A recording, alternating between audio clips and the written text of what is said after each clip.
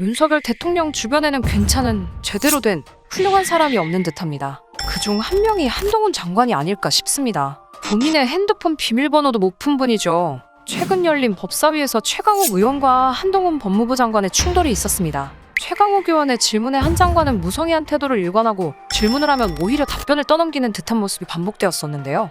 이 과정에서 서로 감정이 격화되며 반말과 신경질적인 반응이 오가는 듯한 모습을 보였습니다. 과거 검찰이 잘했습니까? 잘못했습니까? 이 사건과 관련해서 말씀을 하세요 그냥. 저런 태도에 대해서 답변을 하세요 그냥. 말씀하세요. 백이 가해자고 내가 피해자죠. 그런 식의 얘기를 함부로 하면 안 백이요? 되고요. 자, 100이라고 말씀하셨어요? 백이라고 얘기했습니다. 기억합니까? 말씀하십시오. 저 태도 가만히 보고 계실 겁니까? 지금 이 질문을 가만히 두실 겁니까? 어디서 저런 태도를 지금 한동훈이라는 개인과 최강욱이라는 개인이 특정 사건을 놓고 가해자 피해자를 놓고 얘기하는 겁니까? 대한민국 입법기관이 국무위원에게 지금 과거 검찰의 업무에 대해 질문하는데 저도 지금 국민으로서 일국의 장관인데요. 이런 태도 아주 국민을 우습게 보는 태도 아닌가요? 국민을 대변해서 질문을 하는 것인데 거기에 어떻게 이렇게 무성의한 태도로 답변할 수 있는 거죠?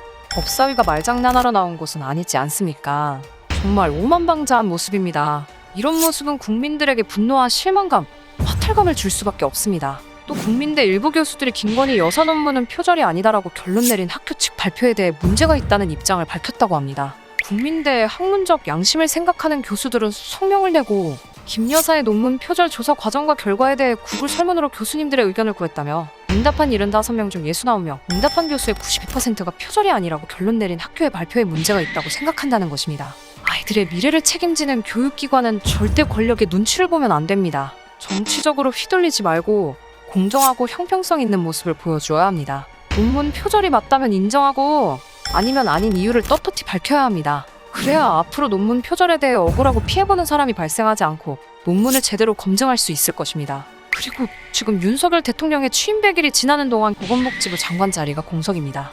일부 언론에 따르면 복지부 장관으로는 나경원, 김강립 등이 검토되고 있는 것으로 밝혀졌습니다. 복지부 장관 후보로 나경원이라 과거에 여러 가지 의혹들이 많았던 사람이라 지금 지지율이 낮은 이 상황에 적합한 인물인지 모르겠습니다. 또 최근에는 수해 현장 봉사 후 근처에서 뒤풀이 중 주민들과 마찰도 있었다고 하는데요. 해명으로 민주당 성향의 4명이 욕설을 시작해서 시비가 붙었었다고 해명했다는데 수해 현장 봉사 후 뒤풀이했다는 것이 더 이해가 안 갈 뿐더러 수해로 속상한 주민들 앞에서 소풍 온 것 마냥 시끄럽게 떠들고 연호하면 어떤 국민이 좋아할까요? 이런 분이 보건복지부 장관 후보라 도통 모르겠습니다. 최근 대통령실 새 홍보수석으로 김은혜 전 의원이 돌아왔는데요. 김은혜는 지난 지방선거 과정에서 재산 축소 신고 혐의로 경찰 조사를 받고 있는 사람입니다. 인사쇄신한다더니 이 결정이 정말 인사쇄신이 맞는지 의문입니다. 아직 수사도 끝나지 않은 사람을 대통령실 홍보수석으로 임명하다니요. 뻔히 범죄가 드러나 있는 것을 국민이 모두 아는데 이게 말이 되나요?